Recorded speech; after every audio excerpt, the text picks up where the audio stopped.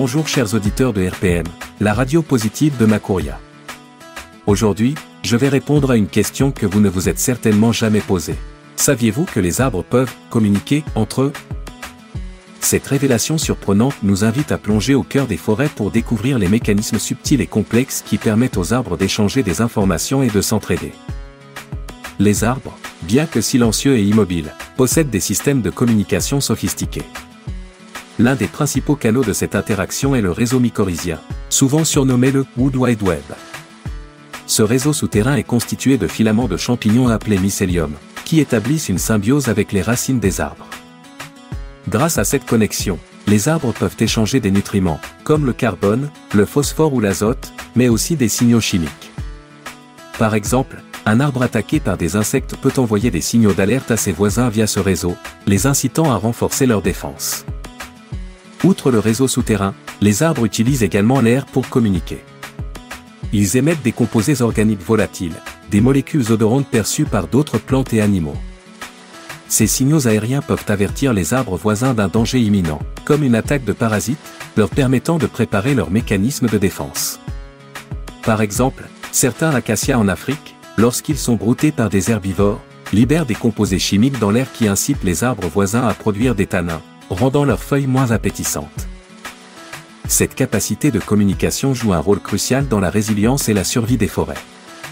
Les arbres ne sont pas des entités isolées, mais font partie d'une communauté interconnectée où l'entraide est essentielle. Les arbres matures, souvent appelés arbres-mères, peuvent soutenir les jeunes pousses en leur fournissant des nutriments via le réseau mycorhizien, favorisant ainsi leur croissance et leur intégration dans l'écosystème forestier. De plus, cette communication permet aux forêts de mieux résister aux stress environnementaux, comme les maladies, les sécheresses ou les attaques d'insectes. Cependant, ces réseaux de communication sont fragiles et peuvent être perturbés par les activités humaines, comme la déforestation, l'urbanisation ou le changement climatique. La destruction des sols forestiers peut rompre les connexions mycorhiziennes, isolant les arbres et réduisant leur capacité à échanger des informations et des ressources. Il est donc essentiel de préserver ces écosystèmes complexes pour maintenir la santé et la résilience des forêts.